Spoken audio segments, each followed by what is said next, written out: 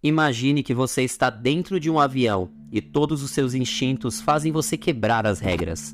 Ainda melhor, imagine que você está a poucos minutos de realizar um dos maiores sonhos da sua vida, mas que o universo talvez tenha separado algo diferente para você nesse dia. Esse é o caso de um garoto que, por descumprir as regras de segurança de um voo, foi o único passageiro a sobreviver a um acidente fatal, juntamente a outros 10 membros da tripulação. Essa é a Terça Bizarra, e esse é o canal Psicologia Nerd.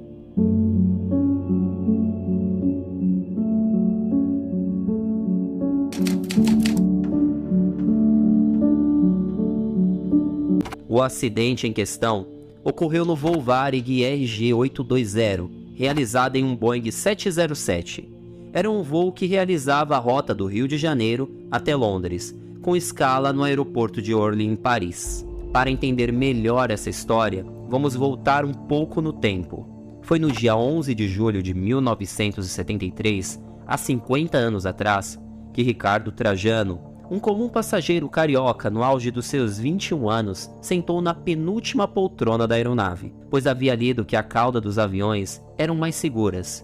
Para ele, estar naquele avião significava a realização de um dos seus maiores sonhos: conhecer pontos turísticos, ver suas bandas favoritas tocarem ao vivo. O roteiro da viagem estava todo traçado até que seus planos foram rapidamente céu abaixo. Eu tinha 21 anos de idade, eu fazia faculdade de engenharia em Petrópolis e eu era roqueiro, cara. Eu era músico, tocava, eu tinha banda. E Londres, naquela época, era a meca do rock and roll. Quem viaja sempre de avião já sabe, sinal dos cintos atados aceso no painel dos assentos é sinônimo de ficar sentado até o último aviso.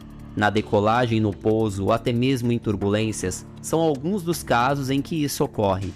A grande questão do acidente, que deixou 123 mortos e 11 sobreviventes, é que no momento em que Ricardo Trajano percebeu a fumaça branca saindo do avião, o trajeto estava quase em seu fim, ou seja, o sinal dos cintos estava aceso.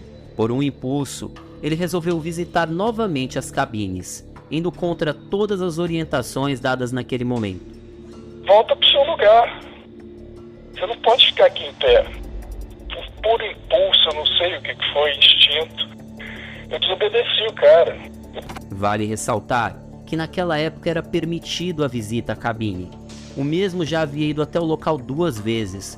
Em pouco tempo, a fumaça, que era branca, mudou de cor e se tornou escura. O motivo do seu início foi um pequeno incêndio no banheiro dos fundos do avião, como foi constatado por um órgão competente que analisou a causa do acidente. Enquanto a fumaça tóxica passava do banheiro para toda a extensão do avião, matava as pessoas asfixiadas e presas em seu assento, sem gritaria ou confusão.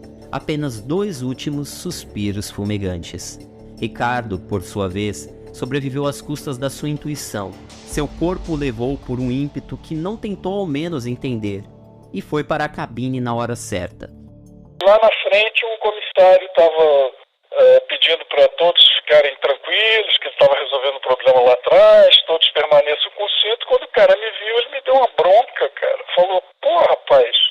Sendo franco, felizmente ele não ignorou a sua voz interior dessa vez. Ele não fazia a mínima ideia do que ocorria naquele momento. Sua visão estava extremamente delimitada pela fumaça preta, como quando pneus queimam. A respiração era lenta e difícil. Enquanto o avião realizava um pouso forçado, um fator essencial para que ele sobrevivesse, Ricardo caiu no chão com força, o que fez com que ele conseguisse respirar um pouco melhor. Afinal das contas, suas únicas sequelas foram queimaduras nas costas, coxas e nádegas, futuras cicatrizes que o sobrevivente fez questão de não retirar. Por estar perto da cabine, quando ele foi resgatado por um simpático bombeiro com o avião já em chamas e sem estimativas de vida, o sobrevivente chegou a ser confundido com um membro da equipe. Há inclusive a ideia de que ele psicografou seu nome e dados em um pequeno acordar em meio ao coma.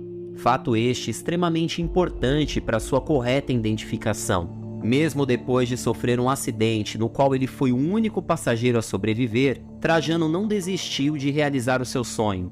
Voltou à sua cidade natal acordado, ao lado de sua família, e quem o salvou. Em relação ao voo, as investigações concluíram que a fumaça tóxica foi devido à queima do plástico que revestia as partes da aeronave. Para evitar novas ocasiões como a de 1973, marcada na história, decidiu-se implementar nos banheiros lixos anti-incêndios e também mudanças no material de acabamento dos aviões, além de aumentar a vigilância para evitar o fumo nas cabines. Isso porque a maior possibilidade é que uma bituca de cigarro causou toda essa tragédia.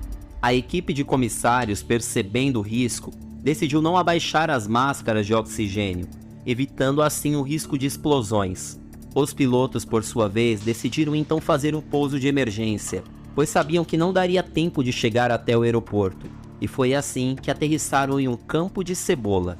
Pouco tempo depois do acidente com seu amigo fotógrafo e apresentador de rádio Maurício Valadares, Ricardo foi à mesma agência de viagem que havia comprado as suas passagens com dinheiro em espécie e pediu uma segunda chance de conhecer Londres. Felizmente, dessa vez a história teve um final feliz. Agora, Ricardo Trajano busca incentivar outros sobreviventes a fazer a mesma coisa.